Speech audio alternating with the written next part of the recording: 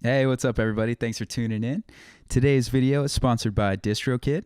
For those unfamiliar, DistroKid is a service that musicians use to get their music into Spotify and iTunes, Apple Music, all the online stores and streaming services. It's honestly my favorite one that does it for a few reasons, but one of the main reasons is because it only charges one annual fee and you get to upload as much music as you want.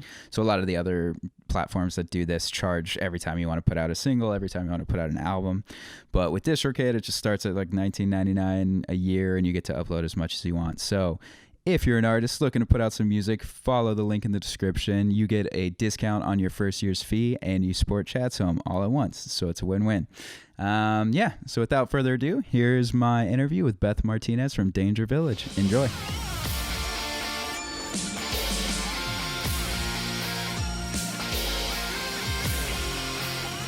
All right, what's up, everyone? Welcome back to Chad's Home. Today I have a very special guest by the name of Beth Martinez. She is the founder of Danger Village, which is a artist development company here in Los Angeles that specializes in publicity campaigns and services.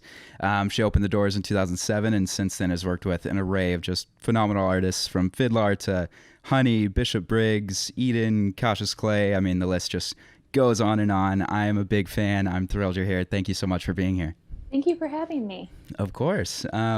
Before we get into it, Topo Chico is just the best company, and they sent a bunch of water over to Beth. So we should do a virtual cheers, Cheers. in the name of Topo Chico.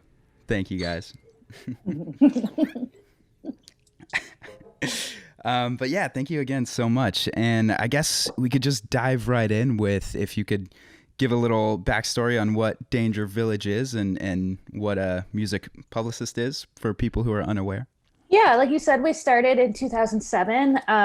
What we do is we find artists that we think have potential to break through from, the underground to the mainstream. And what I do as a publicist is I develop a strategy for making that happen. A lot of what we do is storytelling. So we will craft a background for the artist and something, we try to find interesting things about them that go along with their music. And then we disseminate that information out to bloggers and music journalists and just people in the music industry to get everyone talking about the artist. So what we mainly try to do is have a perfect storm of everyone talking about the artist at the same time. I think, like Bishop, Fiddler, and Cautious Clay are really good examples of that, where it's kind of just like all of a sudden like, everyone was talking about them. And that was like very intentional on our part of just Unholy Child as well. There's a lot. So like, I know, seriously. Yeah. Just kind of like all of a sudden like Holy Child came out. It seemed like they came from nowhere, Yeah. and then, everyone was talking about them. So, yeah, for sure. Yeah. The Bishop Briggs. So were you working with her like right when River was going off? We did. I worked a single from her a few months before that called Wild Horses, which we did it was actually already out when I started working it because it was on a car commercial. So I started getting, that was kind of the lead up to River. And so by the time, we started working, like getting people talking about Wild Horses, but then with a mind that River was kind of going to be like the big song. So we were letting people know about her several months, like 3 or 4 months before River came out. So then by the time that came out, it just like blew up. That was a very big song right away. Like, yeah, that song was available on streaming everywhere, and it still got like 20,000 paid downloads in the first week, which in 2016 was like no one was doing paid downloads then. Right. No, I remember it so clearly. It was it was like right before she got signed, and it was a show at school night at Avalon, and I was working at a label, and our mutual friend Mark Nicholas, me and him went to go see her play, and he was like, dude, if something happened to this room, like there would be no A&Rs left in music because every A&R's here. I know, everyone was absolutely there. Insane. Yeah, I know. Her first show, we did a free showcase at I used to have a series on Tuesday nights at Dirty Laundry in Hollywood, and she so her first show she played was just like a, unpaid free showcase there. And that was like, just every A&R it seemed was there, and we were all like blown away. And then and that place was funny because there's no cell phone service down there, so I think people were kind of like freaking out that they went on like an hour and a half late because we had to move it to the big stage. And I think like all these heads of labels were like, what the fuck. And then right. And then like a week or two later was that school night show, and it was like the heads of everywhere, like I was being courted. Like Warner took me out, and like Lenny Waronker was there, and he's like legendary at Warner, and for like signing Prince and whatever. And I sat next to him at dinner, and he was like telling me all about working with Prince. That's cool. That was just like a wild. It was like the chairmans of like major labels. Right. It was really my introduction to the major label scene as well, because previous to that, like I'd had some interest with, Mo ended up signing to RCA, but she signed to Sony Denmark early on. So she was going to have to sign to a Sony subsidiary. But like, other than that, like with Holy Child, that was mostly indies, and Fiddler was indies. And so like with Bishop, that was just like a whole new ball game with getting to know like all the major label people. I could imagine. Yeah, was going to be one of my questions. So, you work with a lot of just completely independent artists, but sometimes there's crossover with a record label who already might have a publicity department. So do you just work with them like hand in hand, or how does that usually work? Yeah, I work with a lot of major labels. I think I've worked with all of them at this point. Like when Bishop signed to Island, I worked with them for about 6 months after she signed. So I worked in conjunction with Island's PR department. And we get hired by a lot of artists who want maybe a more surgical style of PR rather than like a broader style of PR. And we are, we're kind of a bit more methodical in how we do things. Majors are, the PR departments at majors are very, very good at what they do, but they're also, my friend who works at Republic was working one of my artists, and he was also working Ariana Grande at the same time. So it was like it's just like, it's like the opposite end of the spectrum. And like those things don't know, like the people who are writing about Ariana Grande aren't going to be writing about like baby bands, Right. So I get hired a lot for that sort of thing, for like more, just like the more like artist development side of things. Got it. And was that your, like what you always wanted to do, or like, how did you kind of fall into this? Cause I think I read somewhere that you didn't study music or anything like that in college. Like, how did you get your start? I didn't, it wasn't my major. Cause I decided my freshman year of college that I wanted to work in the music industry. But we didn't have any major like that at my college. A lot of places, most universities don't.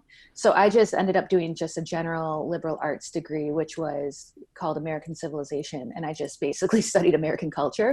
That's cool. Which turns out to be really helpful in being able to see like trends, and just seeing like how things like come and go, and everything is cyclical. And I think it's been really helpful in just a broader understanding of how things are. And I never studied marketing or anything like that. And everything I've done has kind of been everything I've done with Danger Village. And before that, I was working for a year at a record label in Chicago, and I just had to teach myself everything. So Wow. It's been 13 years of just kind of like trial and error, and just adapting and seeing like how the music industry has gone through a lot of changes in the last 13 years. So it's like, you had to be really adaptable to how things work.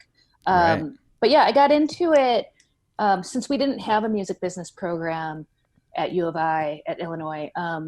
I basically just interned a lot. So in the summers, I interned at a legendary radio station in Chicago called WXRT, which was really, really famous there. And, got like Wilco got started there. They like, that's how I got into Wilco.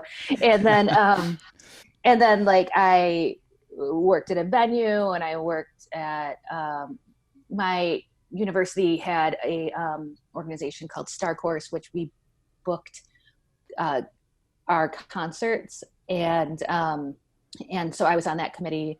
I did hospitality, and then they put me, like, when it was time for me to be like the management of like Star Course, they put me into the PR department, which I was mad because I wanted to be the hospitality manager, because that's cool, because you got to like fulfill riders and be in the green room and whatever. Right. But apparently PR was where I was meant to be. And then I interned at a record label after college, just a real grimy DIY, like warehouse, Chicago record label, like one of those places like where the bathrooms are just, like destroyed. Like everyone's know exactly what you mean. Yeah, people are living there illegally. So while I was there, the owner was like, you should be a publicist. And I was like, I don't know what that is. And he's like, just take these songs and send them to blogs. And I was like, I don't know what blogs are. And so, because it was like 2004. And so I just started doing that. And like the same week, my friends were in a band, like a touring band. And they were like, you should be a publicist. And I was like, Ed said that too. What is going on? And they're like, this is what you do. You take our music, you take our press kit and send it to the places we're going to tour. So I was physically putting their posters in a CD and sending it to like, like the local, newspapers to ask people. So I just like taught myself that. Wow. And then eventually got hired at a indie record label, and then eventually started my own company. Wow. So what was the kind of tipping point, or what was the moment where you're like, all right, I'm ready to just do this on my own. I'm going to start my own thing. There was a couple, I think like the label I was working at, there was just a ceiling I had reached there, and I had started to look at other record labels, and like I had a weird thing with Secretly Canadian, where they wanted to hire me, but I didn't want to leave, and then I wanted to leave, and they'd hired someone, and I didn't want to move to like Bloomington, Indiana, which now I'm like, even then Secretly was like my favorite label. It's like still one of my favorite. They do so labels. well. They do so well. Man. I'm like obsessed with Phoebe Bridgers, so I'm like, incredible. So, but then like we had labels in Chicago like Touch and Go and Bloodshot and a few others, but like there was like 3 or 4, and they don't hire much. And I think I just was like, well, I think I wanted to work with my own artists and not be told who to work with, because I'm a terrible liar. Like I think to my detriment, like I can't bullshit. I'm sorry. Is that okay to? Yeah. I have like such a hard time like being like hyping something I don't like. Right. So that was a problem with me working at labels. And then, and I think I realized like the ceiling for indie publicists was at a label was going to be pretty low. Like forever. So I was like, let me just start my own company and see how that goes. And then, nice. So yeah, I mean, being somebody who just like can't lie is a really good thing, but that means you also have to just find artists, I imagine, that you absolutely love before you work with them. Yeah. Is there anything that you like particularly look for when bringing on a new client? Or I'm sure you get sent tons of submissions. Yeah, we do get sent tons of submissions, and that is I mean, the number one thing is that we have to really love it. I think that's been a big part of our success, is because like people know that like the Danger Village backing actually means something, like even if they don't like it, which is like most of the time, like no matter what you're promoting, like 99% of the time people aren't going to like it. Right. Which is why it's such hard work. But yeah, seriously. Like people still trust that we pick quality music that we believe in. So that's the first factor. And then the second factor is always just like, is there an audience for this? Right now I got sent an album I absolutely love. It's a jazz record, and it's something I would actually buy because I love jazz, but I'm not sure where that audience is right now. Mm-hmm. I know there is one. I'm not sure if I'm the right publicist for it, unfortunately. So that's kind of like sometimes we get sent country stuff, and once in a while we'll like take on something that's a little outside our range, just like to see like we really love it. And sometimes it goes well and sometimes it doesn't. There just kind of has to be a factor of like, do we think we're gonna be able to find people to like this? Right, right. That makes sense. And is it just what's the team? Is it you and a couple people, or pretty much Yeah, just you? right now it's me and Sarah Haberfeld runs like just she's a publicity manager, and she basically runs the campaigns and onboarding and everything, and pitching, and uh I do like we share the pitching, sending things out to music writers, and Right. then we have a virtual assistant named Olivia who helps out with just like kind of scheduling things. Got it. Nice, nice. So, from an artist perspective, why do you think they need a publicist? Like, why should an artist look for a publicist? And also, what do you think it is about Danger Village that attracts so many people, so many artists? Well, I think artists need a publicist because we have existing relationships for many years with sending um, music to people that they like, and you know, music writers get bombarded, as I'm sure you know, Yeah. with submissions all the time. So like there's coming from a publicist, there's already a level of curation involved that we get a higher response rate from bloggers and from music websites that you're not going to get like as an individual band. Plus, we craft a strategic campaign to make the tipping point of people talking about the artist at the same time. So, from a marketing standpoint, we're able to make that happen in the way that I think an average band doesn't know how to Mm, do. I, artists, musicians, like if they're good at what they do as musicians, they're not usually good at marketing themselves because right. like that's just like there's different roles, like there's a reason like Right. managers exist. I've Hmm. known bands who were awesome at marketing themselves. Like for years I would meet bands at South by Southwest who were just like so great at selling themselves, and then I'd go home and listen to their CD and I'd be like, you shouldn't be Right. doing this. Right. you Right. know Focus on the music. Focus on the music, find a team. Yeah. Right. Right. Right. I hear you. Yeah. And I mean, I think what's happening a lot, or at least what I'm seeing a lot, is artists um, kind of not going the traditional label route and instead doing it themselves and kind of outsourcing different services. So like they could find a third party sync person, a third party Mm-hmm. publicist, third party DSP, someone to get their music and playlists, things like that. What do you think the positives are of that kind of model of outsourcing versus just going the label route? And what do you think are there negatives as well? Yeah, I think there's both. I mean, some positives are like you get to keep more of your money. Although I don't know what the label deals look like. I know like there's a lot of DS digital service providers like that are doing label deals. Like they'll hire a publicist and they do all your distribution.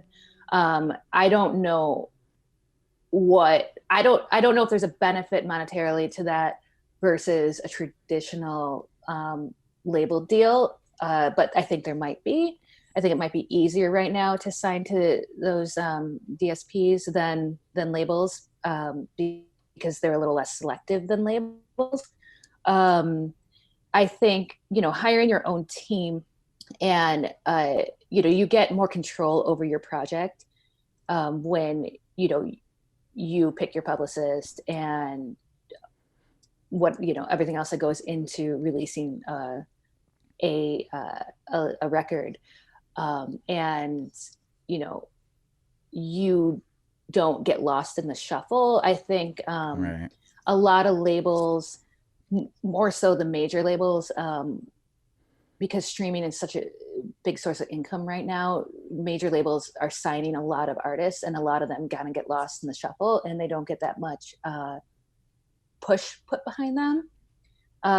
But the opposite of that is when an artist starts doing well. I'm trying not to use like music industry jargon, but I'm like really trying to catch myself. I'm like, because when an artist starts to go, they're gonna, Right. Right. Right. Right. um, but like when an artist starts to take off, like you have a team behind you, that is gonna help, make that happen. Like I work with, and I'm friends with Billie Eilish's managers, and they have told me like that it wouldn't have happened if she hadn't been signed to Interscope, Mm-hmm. you know, Mm-hmm. because when like Billie did, I think it's well known, like she took off because she had a huge social media following, but and because she clearly has amazing music, but Right. there's a lot of people who have amazing music that don't take off. Right. But you know, when she was ready to go, like they had her in the system to like make that happen. You know, I think there's a lot of hype right now around doing it yourself. It's I think it could work both ways. I don't know how many artists have really blown up to a top top number one hits on Billboard without a major label backing. I think it's Right. pretty rare. So it just depends on like what kind of career you want, you know, like True. my obsession, Phoebe Bridgers, is doing really well with, you know, on Dead Oceans, and Right. she has amazing music, but you know, she has Dead Oceans pushing her. So, and Right. like, her team is pushing her too. So, I think, yeah, there's pros and cons of it. I think you want to get a good team behind you who's able to make, if you sign to a label, like make sure you have a manager there who knows what they're doing and is able to fight for you to make sure like you're getting the attention. Right. Right. Yeah, that's great advice. So, I mean, just your day to day, you're talking to these massive publications like Complex and Billboard and Rolling Stone and the New York Times, and I am just so curious how you get like all these massive publications to care about relatively unknown artists. Because I mean, I just saw, you know, you have a bunch of features in all those publications that I just named. And yeah, is it just the relationship, that curation that you were kind of talking about earlier? I mean, normally, yes, but there's a lot of turnover at those places lately. So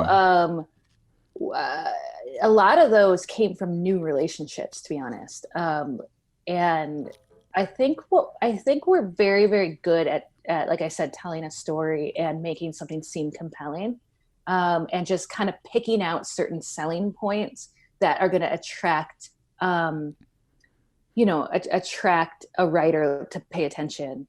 And like, I don't know, like a huge part of what a publicist does is follow up. So I think this is another reason to hire a publicist. I know like when bands try to self-promote, they're like, well, I sent emails to 10 people and no one replied. So like, you know, it's over. And like, right.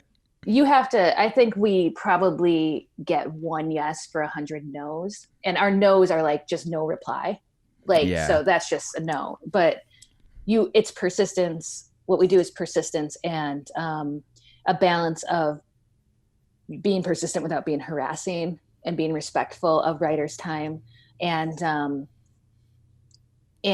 knowing what you're sending. Like, I'm not going to send a jazz record to a rock writer, for example. Right. And kind of knowing what people are looking for, which we sometimes ask, like that goes into the relationship. Like we'll ask what they're looking for, or we do research to see what the writers like, what they write about, and be really careful about that. And, you know, we don't get it right all the time. No one does. Yeah. But like, no, I hear you. Yeah. I think it's a combination of hard work and just being able to tell a story in a really good way. Right. Right now, there's so many. I mean, the last stat I heard was like 60,000 songs a day were uploaded to Spotify, and Wow. that was like a while ago. So to stand out in the crowd right now, I think stories are more important than ever. You know, there's a lot of good music out there, and there just has to be something that that makes you stand apart. And having good press photos is important, which is a hard advice to give bands, because good can mean a lot of different things in this context. You know, Right. It doesn't have to be like, you know, you don't have to look what like Billie Eilish looks like, you know, Right. which I'm sure there's a lot of people trying to do right now. Yeah.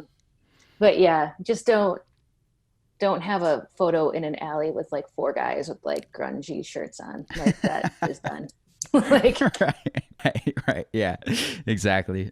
So you're actually talking to the writers at all of these publications, and there's a lot of like, yeah, because I don't really know how it works a lot of the times, because it seems like there's a lot of independent writers who could write for multiple publications. But yeah. are there like on staff writers as well that are exclusive to the New York Times or to whatever, and you just have relationships with Hmm. essentially all of them?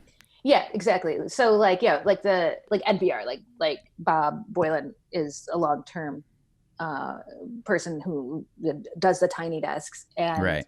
All Songs Considered. That's who we pitched to there. But then sometimes I've landed things on NPR because like an intern heard Bob playing it. And like Oh, Bob cool. wasn't into it, but like the intern there heard it and we got it on and we're like, all right, great. Oh, that's So cool. like Yeah. it's like random stuff like that. But then we do pitch to a lot of freelance writers who then will take it to publications. And then a lot of times they'll come back to us, especially during COVID times. A lot of writers are coming back to us being like, we're like, editors are not taking our pitches right now. So then like we have to go to the editor of that publication. Got it. Got it. Okay. That makes sense. And then, so you, like you just said, the NPR Tiny Desk, I see a lot of publications producing content and video things, like Pitchfork does the Over Under series, and like Jam in the Van and the Pace magazine sessions. So do you also pitch for those? Like you do Yeah. essentially everything that a publication Yeah, touches. exactly. Like anything that like editorial decides we do. Got it. Sometimes sometimes those things are paid by like like by a sponsor. So I'm thinking one time we did a Fader takeover with Cautious Clay that I think Spotify paid for, and so like he did an interview with them, like a feature interview, photo shoot and everything, and then like they just had like Spotify advertising on the sides. Got it. But it was cool because it was Spotify promoting Cautious Clay as well. Like it was like the Right. Spotify billboard with Cautious Clay on it, which was Got it. neat. So I don't think we set that one up because that lands more. That's more like the magazine's ad department sets those up, but we had facilitated in the way that we had previously had Fader like premiere one of his videos. But in terms of like a pace session or a tiny desk, those are things like we pitch for.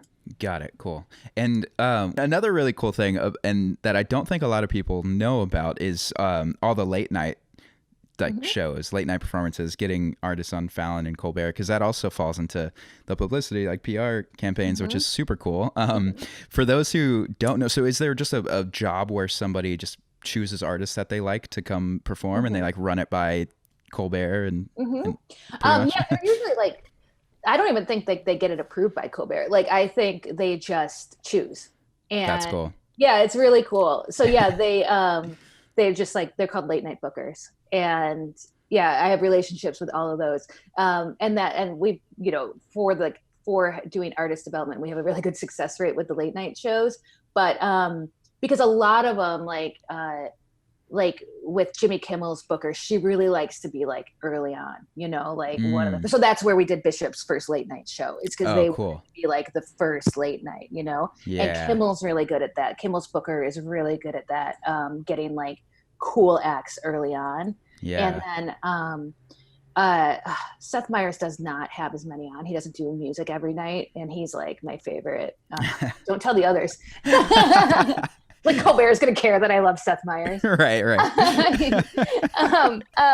So yeah, those shows are very good at like hiring music bookers who are in the know of like up and coming artists. Right. So that's cool. Yeah. Yeah, it's very cool. Yeah. One thing your audience might not know about those shows is that it always sounds like amazing in the room, and then they have like the best sound systems in the world, and then when it comes out to TV, it gets flattened because there's a whole complicated thing about like how music and sound goes like out to actual like where you're watching. So every time I've had someone on a late night show, I'm in the room and I'm like, oh my God, this sounds so amazing. And then I go home and watch it. I'm like this sounds so flat. And it's like it's very disappointing. It's like it's probably one of the hardest gigs to play in like in music, just because of that. Yeah. Situation. the same with like SNL. Like artists will Oh, sound right. really flat on SNL. Right. Yeah. SNL, I forgot about that too. That's so cool that that like all falls in your world. That's got to be Yeah, very fun. Fun yeah. moments. I have not, I have not landed an artist on SNL yet, but that's, those are the Billie Eilishes of the world. Right. But like, Right. um, Few and far between for sure. yeah, I was working with Mo when she was on SNL with Iggy Azalea. So Oh, sweet. yeah, That had to be cool. yeah, yeah, um, yeah, I mean, you've been running your own business for over a decade in a extremely competitive market, and it's just super inspiring. And I think I read somewhere where you said that it took like 10 years to be fully stable, and just like there's so yeah. much ups and downs running your own business. And what are some of those like struggles with running your own business, doing it on your own, and then how have you like stayed motivated through those times? Yeah. I mean, if you want to get success faster than 10 years, I would suggest not being a woman in the music industry. Very fair. It's like Very fair. there's a lot of male run companies that really Right. shot to the top a lot quicker. And it's a real thing. Like So crazy. there's like a real bro culture that I was not included in. And that it takes a lot longer. And I know a lot of women who have quit music industry because of being excluded and various other things. Yeah. But yeah, Jeez. it, my dad always says it takes 10 years to be an overnight success.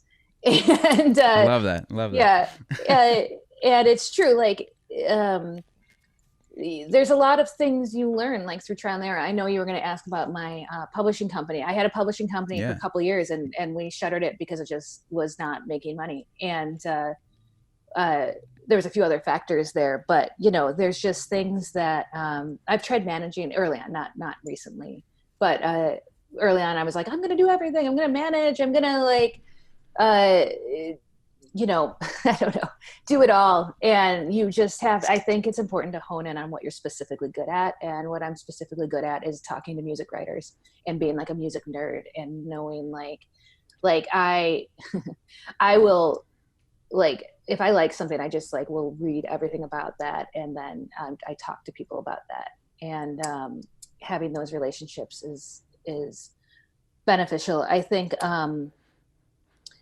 I'm trying to think of other like lessons to learn along the way. Yeah. Uh, just the business end of things. Like I went through a couple different business managers. I've gone through many people who have worked for me. Learning how to be a boss has been a very long road. Now Sarah's been with me almost 3.5 years now, which is amazing, and she just pretty much runs everything. And but before that, I mean, there was a lot of people in her position that I had to learn. I'm the kind of person who likes to teach and give people the benefit of the doubt. And then there's a lot of people who don't like to work and they just take advantage of that. Right. So Right. like, Right. so that was those were really big learning lessons. Yeah. And I had to learn what people like. Like I really had to learn what kind of music works. One of the biggest things that like anyone could take away in if they want to work in music is like you can't get too attached to what you're doing because no one's gonna like everything. Mm. And like especially with publicity, it's almost all rejection. Right. It's almost 100% rejection, and then you just kind of live for the few that say yes. And you can't get too personal about it. Like another reason for people to hire a publicist is it gives you a step removed from your music, because when you're an artist, your music is so personal to you that like when you hear rejections, like most of our artists, we don't give them the feedback unless they really want the feedback, and Mm. most of them only want it one time, and then they're like, Right. we don't want to see this anymore. Right. Right. Because it's so discouraging, because it's such a subjective thing, and I everyone's know. a critic. I mean, I'm literally sending it to critics, but like people just have Right. Right. people just have so many things to say about it. Mm-hmm. And it's like honestly, I don't even read the rejections because I get upset, because I'm like, this is a stupid criticism. And then I'm just like, you know what? I read rejections when it's necessary to give feedback for the client on how a campaign is going. And then I look at it and I'm like, look, everyone is saying the same thing here. So it's like, but for the most part, we can tell why an artist is not doing better. And it's usually just timing, or just like people are sick of this kind of music right now, you Right, know? right. Yeah, no, for sure. And I mean, I know you touched on it real quick. I'd love to know, because I think that's a very real thing, what you said about being a woman in the music business. And I think, you know, over the last couple of years with Me Too and with some different things happening, at least externally, I feel like there's been a bit of a change or a shift in culture, like a starting to have that. Do you feel that shift and change? I think there's been a lot of lip service given to it. Mm-hmm. I Yeah, don't think there's very been honest. much. I really don't think there's been like concrete changes in at least hiring women or how women are treated. Mm-hmm. I think people might be a little more careful about how they act around women.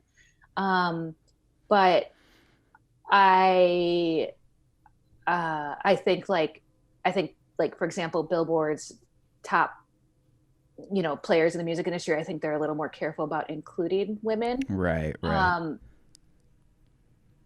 but as far as like women being executives in executive positions, I don't know how much has really changed there. Mm-hmm. And you know, a lot of that could be like people, like corporations or companies really want to promote women and they haven't been groomed for those positions because they weren't hired, you know, as a 24-year-old A&R person like a lot of dudes are. You know, Right, like right. when I look at labels, when I visit labels, especially since the Me Too movement, I'll go into a label and I look around, I'm like, where are your women? Like, like Right, I look around the right. room at my shows where an artist is blowing up and I'm like, looking at, I'm talking to all the A&R dudes and I'm like, do you guys have women that work at your company? Right. And they're like, yeah, we've got more A&R, you know, female A&R than every other major label. And I'm like, I don't know where they are. Right, right. And then I like meet a new A&R guy who's like 24 and he's like, I just got hired from nowhere. They just gave me a chance. I'm like, Yeah. what do you like? This just happens over and over again, is like young men are given a chance and for no reason. Like they just get hired or they get given a record label or a label deal. And over again, I see in Billboard, like, you know, these young men just given record labels. And I'm like, what? Yeah. They're Yeah. doing like JVs with majors. And I'm like, Right. where's my label? I've blown up so many artists. And I don't mean to complain. I just think it's like, honestly, I think it's bullshit that men are given such, like, for doing so little work, they are given so many chances to fail. And then women have to be like perfect to like Right. even get promoted. I was talking to someone at a label, a woman at a label a couple years ago, and she's like, to be even considered for an A&R job at my label, I had to be an assistant for years before they would even consider me to be an A&R position. And she's like, I see all these young guys get hired out of nowhere. And it happens over and over again. So like maybe labels are trying, and usually when I'm talking about labels, I mean majors. I Right. Right. don't know how much it works at the indies because I don't work with them as much. But like maybe they want to hire women in executive positions, but there just isn't anyone there. But I really haven't seen much of a culture shift in terms of that. You know, in terms of Me Too stuff, I mean, who knows? I mean, that stuff was always hidden anyway. So Yeah. like, So there's fucked never been up. like statistics about that, you know? I know. So I'm really like skeptical about what the music industry is saying they're doing, like with Blackout Tuesday and everything. Right. I was about to bring that exact same thing up. I think it's a lot of a lot of lip service, and you don't see that kind of real tangible change, that real shift. It's been good to see at a few companies, and you're seeing promotions and you're seeing like real conversations happen instead of just, oh, like removing a word, or we're you know, putting up Blackout Tuesday or giving our employees the day off, but it's not like, no, you're not like actually changing anything. Like, how about, you know, fair pay, and how about, you know, raising these Yeah. people up and actually giving Yeah. them executive positions. Yeah, putting Black people in positions of power. Like the Right. music Like, industry has benefited from Black art for what, 70, 80 years. And like how many Black executives are there? Like a exactly. couple, you know?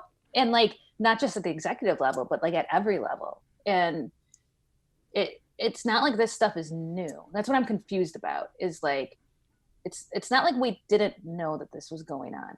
And I'm just confused about giving people the day off for thinking about it. Right, right. We all know, like, if you work in the music industry right now, like, especially the past 5 years, Black culture has been like the number one priority of every major label to sign. And like, I know A&Rs who got fired from majors because they didn't work in quote unquote or urban music, which is that the thing now? Like, they said they're going to get rid of the term urban, Right. It's which I've always hated that term so much because I'm like, that just means Black. That's what you mean. And also, like, not all Black people are urban, and this doesn't make any sense. And right. like, it was like they were like trying to disguise that they were benefiting off of Black music without actually like right. hiring anyone who work at their companies, you know? Right. And like giving them seats at the table, I think is exactly. Like, I yeah. When I think about like what I do, like I don't know. You if you're a Black artist, don't you want like some Black people on your team, like at your label, you know? Very and fair. like, yeah, that's like the number one thing. Like, and that's what publications, I think the past 4 or 5 years, like that's what's doing really well on streaming, and that's what's doing really well with press. And it's exploitation. It's exploitation. You know, it's like it's like, you know, it's like sports. It's like using Black people for you know, what they can offer you rather than like having like a community and seeing people as humans. right. So, I have strong feelings about this. I totally hear you. Yeah, I mean, that's good. I think that's like talking about it is one thing, but actually like putting these things into action is a huge thing, and especially for massive companies who have, you know, a huge market share and huge power to do that and can do that. It's time to just like step up to the plate and actually like put your money where your mouth is, kind of thing, in my opinion. I agree. Yeah. So yeah, I totally hear you. And it's a very, very powerful topic for sure.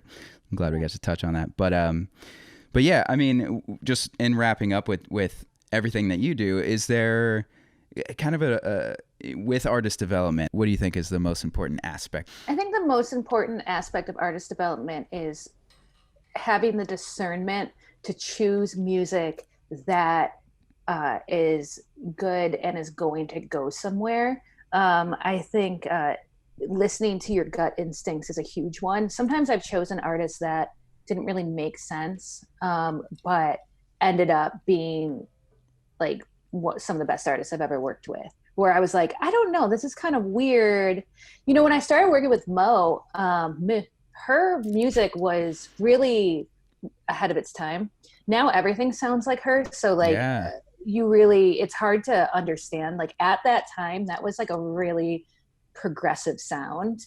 And I was like, I don't know like how this is going to go. And then it just, you know, went like wild. But, you know, you just kind of have to hone your instincts in like whatever way possible to, I think that's what's really missing in artist development in the music industry, is listening to your own instincts and not just to like what numbers say or what like you think is trendy.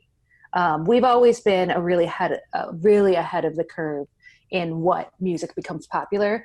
You know, it's frustrating sometimes that like stuff I was having a hard time getting placed a couple of years ago is now like what's on the radio, right? Because it was like too weird or too mainstream sounding or whatever. But so much of what's on the radio now really can be traced back to Mo, I think, and like Lean On, but before that even.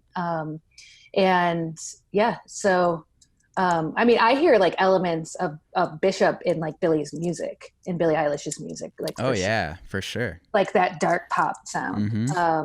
And, you know, at the time Bishop was like really was not sounding like what other things sounded like that. And now like everything after River became a hit, like everyone wanted to sound like River. It was nuts. I remember that exactly happening. I was like, wow, this is so crazy that like no one's really done this yet. Like done kind of like dirty hip hop, like trap beats, with, like trap with pop vocals. Right. I was like, dude, this is so great. And now that's literally everything. Yeah, now you're I know. I know, for sure. Yeah. And like, I mean, Lean On with Mo and Major Lazer, I mean, that was like a huge trend what pop music sounded like. I think you could do like a before and after of that. Oh, for sure. So you were on that campaign too? Mm-hmm. Wow. That's cool. I like set up their original meeting between Mo and Diplo, which is Dang.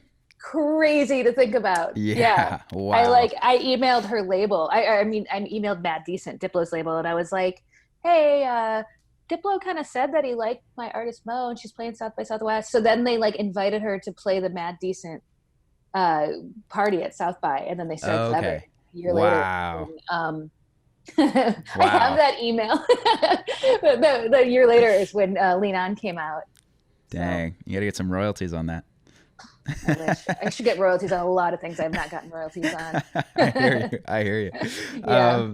So just the last question I like to ask too is just what's like some of the best piece of advice that you've received from a mentor or from someone who's helped you along the way that kind of sticks with you? Or if you even have one. Self-advice even. The one I don't know if this is advice, but this helps me a lot, is when someone once said to me, and I can't remember who it was right now, but they said it never works out when a band starts out as a legend in their own mind. And like that really helps get through the day, because like I understand like when you're an artist, you rightfully so should be thinking you're making the best music anyone's ever made, you know? Right. But you I think it's hard for artists to have like perspective, and like one of our hardest part of our job is when people are disappointed with the hard work we've done, because we bust our asses and they're not seeing the rejections we're getting, you know? So like it helps me to remember like, okay, like sometimes I don't know, it's hard for an individual band to keep perspective of where they are in like, you know, the hierarchy of music. Like there's 40,000 or whatever uploads a day to Spotify, you know? Right. And it's hard to stand out in that environment. And then, yeah, so that's not actually advice. It's just something that helps me like when I'm like, oh yeah, like you gotta like have some perspective. And when people don't have that, it's like not my fault. For sure. Oh, it's for sure. what we do is very, very hard. And so like, you know, when you face rejection, when you face rejection on one side and then unhappy clients on the other side, it's just like you got to have your own like sense of self. So that's something that like helps me like get through the day to day. Nice. I love that. That's great. I don't have any actual advice. No, that's important for sure. Well, cool. I mean, this was amazing. Thank you so much for sitting and chatting with me. Do you have any like shout outs or anything you wanted to mention? Anything you're excited about with the company? Yeah, I mean, like go to our Instagram at Danger Village. There's a lot there. And like if you want to see like what we've been up to, we have our 2020 highlights, which is really cool to see like all the artists on there, what they've been up to. Yeah. That's great. Perfect. Yeah, Rhett Madsen's that Shames of River song is like one of the best songs I've heard this year. It's so good. It's such a great song, and she's an artist with a really, really good story. She had a pretty tough upbringing, being gay in West Virginia, in like in a real conservative area. Yeah, she used to play open mics in these like conservative places, and she has a song called God is a Woman, and it just I'm like, how did you know face like that kind of stuff? It's very brave. That's crazy. Yeah, like she like faced down a teacher once who was telling her that like being gay was wrong, you know? Damn. Like, right. Yeah, it's so good. She makes such incredible music. Yeah. She's super talented. I'm glad that we got her on Rolling Stone, and I saw that. That was just she like said, she like emailed us back. She's like, I was just crying for 10 minutes. This is my dream come true. That's amazing. Yeah, it was really, really cool. Those things keep you going, I'm sure. Yeah, that was a very exciting one for all of us. Right. Yeah. Awesome. Sweet. Well, yeah, I'll tag all your socials and everything in the description. And go check out Danger Village. This has been such a pleasure to meet you and Zoom with you. I hope you're doing well with the quarantine and all this good stuff. You too. Thank you for having me. This was fun. Of course. Yeah. Thanks again. And yeah, we'll talk soon. Bye. All right. See ya.